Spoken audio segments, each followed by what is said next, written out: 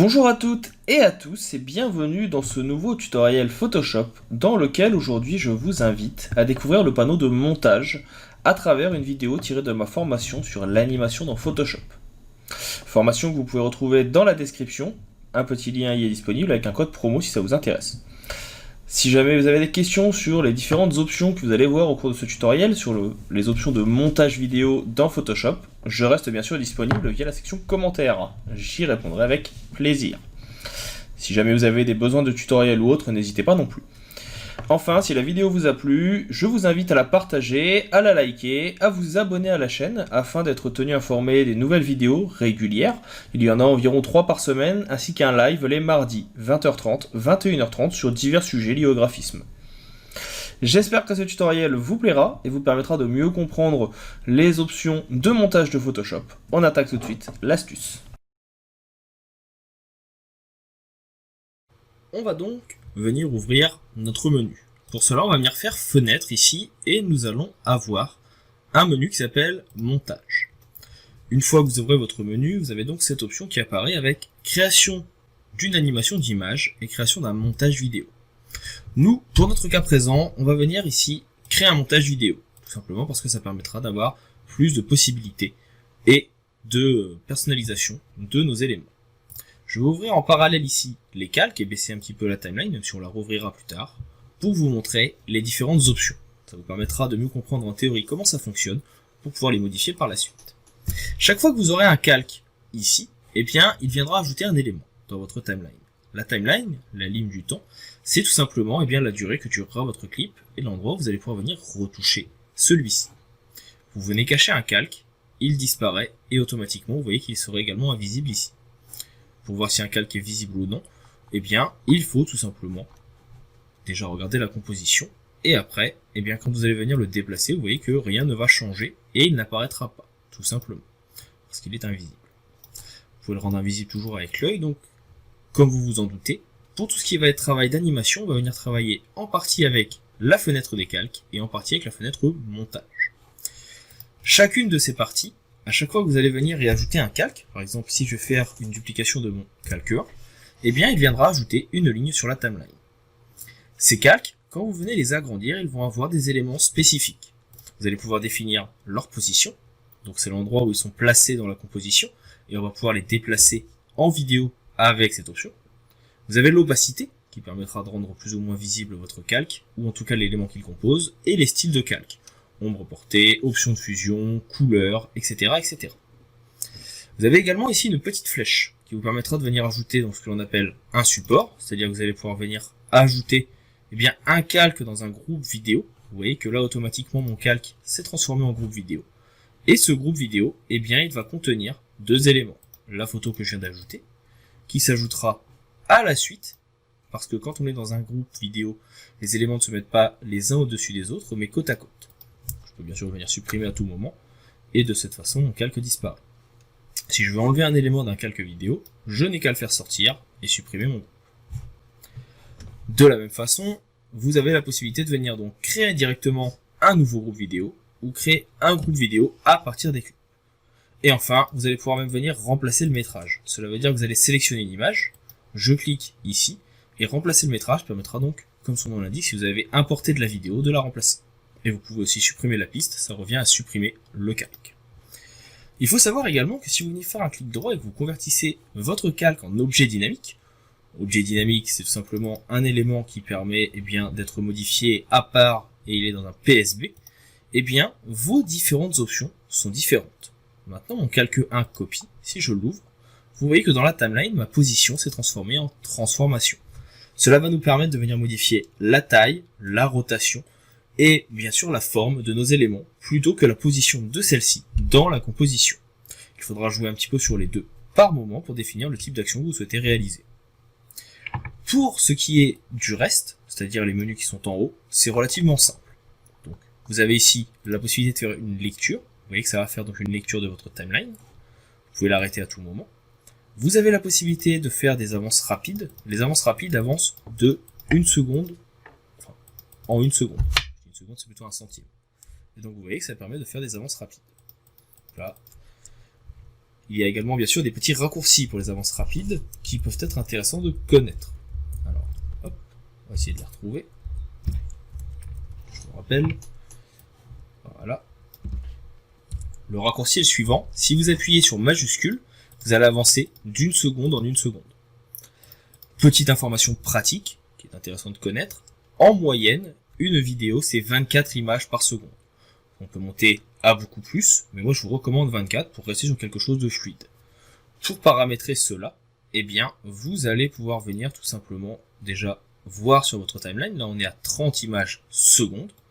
Eh bien, sachez que vous allez pouvoir quand même modifier cela. Pour cela, vous allez venir cliquer sur les trois petits traits parallèles ici, et vous allez définir la cadence du montage. De base, on est à 30 images par seconde. C'est une moyenne qui est souvent utilisée par les logiciels, mais comme je vous l'ai dit, moi je vous recommande plutôt 24. Je clique sur OK, et vous voyez déjà que votre timeline va être modifiée. Pourquoi 24? Tout simplement parce que ce sera un multiple de 4, et ça sera donc beaucoup plus simple, ça voudra dire en gros en termes de changement d'image, que toutes les 4 images, vous allez avoir un changement. Ça permet d'avoir une base un petit peu pour s'y retrouver. Alors, je ne suis pas forcément un spécialiste de l'animation, mais en tout cas, le peu que j'en sais, vous pouvez utiliser cette base, c'est assez intéressant et c'est assez utile pour s'y retrouver. Mais on verra ça bien sûr dans les cas pratiques. Toujours dans les différentes options donc de personnalisation, vous avez ici la possibilité de mettre du son. Ça c'est si vous voulez en ajouter. Vous aurez dans le menu montage ici, eh bien un endroit piste audio qui vous permettra de venir ajouter du son à tout moment dans votre composition. Il faut savoir malheureusement que le son n'est pas audible dans Photoshop. Vous ne l'entendrez que quand vous viendrez exporter votre animation. Ça sera l'objet de la dernière vidéo de ce tutoriel. Je vous expliquerai comment exporter une animation dans Photoshop. On continue. Maintenant, on a la petite roue dentée ici assez connue qui veut dire qu'il y a en fait des options. Ici, ça va être la résolution. À quelle résolution vous allez vouloir montrer votre image pour que ça charge plus ou moins vite. À 100%, ce sera plus long. À 50, plus rapide. À 25, encore plus rapide. Et bien sûr, vous avez la lecture en boucle si jamais vous voulez lire votre animation encore et encore. Le petit bouton ici vous permet tout simplement, quand vous êtes sur une zone, par exemple on va dire ici, de venir couper celle-ci en deux. Vous allez la dupliquer, et de cette façon, vous allez pouvoir venir faire des effets sur l'un ou sur l'autre.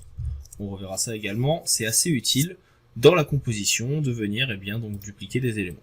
Et vous voyez que, par exemple ici, maintenant que c'est découpé, à tout moment je peux venir placer deux timelines les unes à côté des autres, même si elles ont été découpées, et de cette façon ça me crée un calque vidéo. Ce calque, il sera comme vous le voyez composé, encore une fois, de transformations, opacité et style, que vous pourrez modifier. Bien sûr, vous pourrez également à tout moment venir ajouter des éléments. Par exemple, si je viens faire un clic droit sur un calque, ici, je peux venir faire un panoramique, un zoom, une rotation, etc. etc.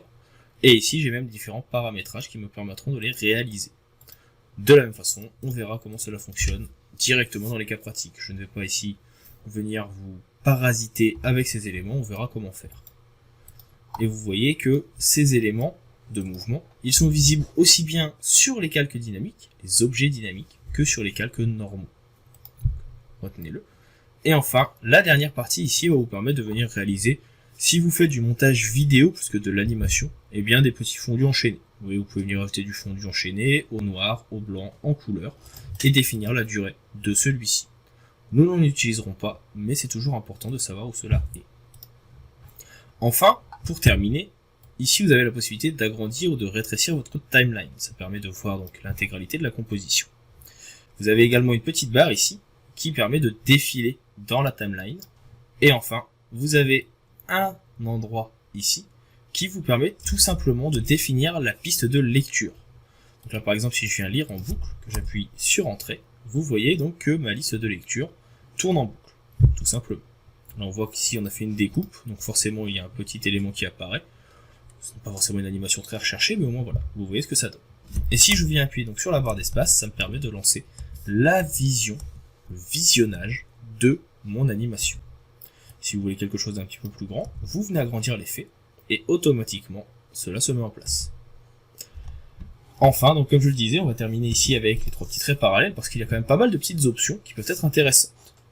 On va avoir ici la pelure d'oignon.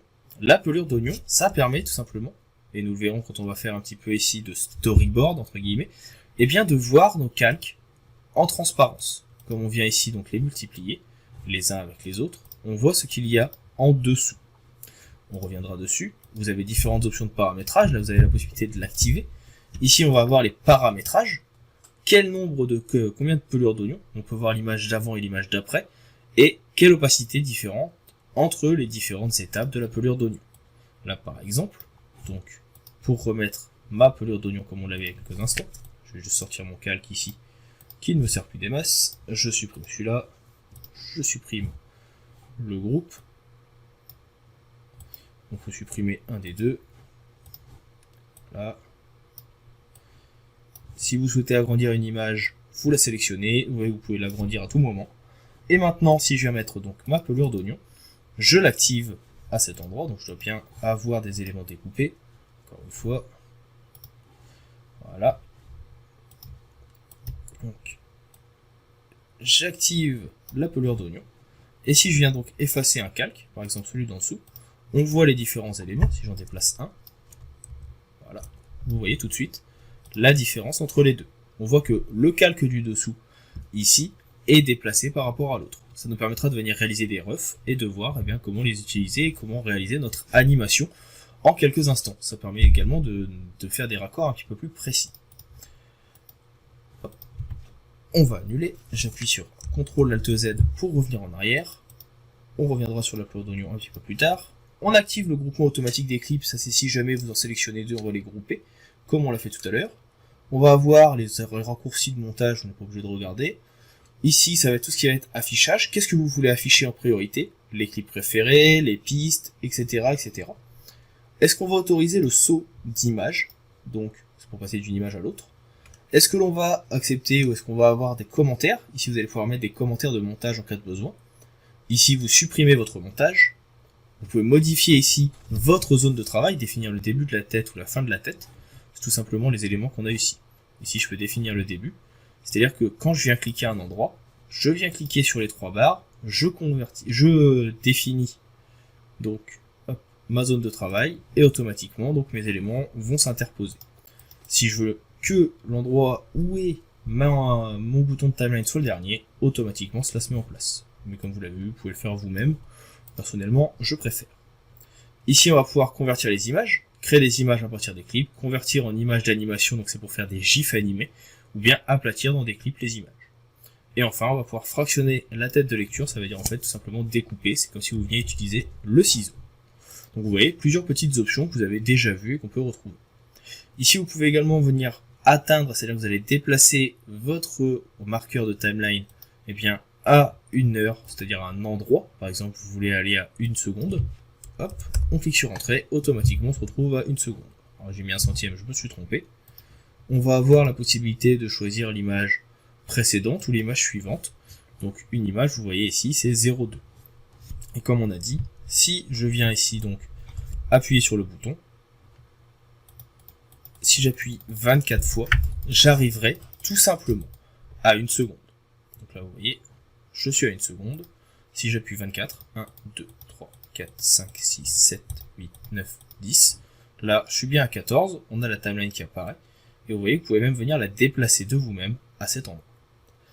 Donc voilà pour toutes les petites options de notre panneau montage. Maintenant que vous avez compris la plupart des outils et que vous les avez découverts, on va pouvoir tout simplement maintenant s'attaquer à nos cas pratiques en commençant ici par le petit renne et on va commencer par animer la neige.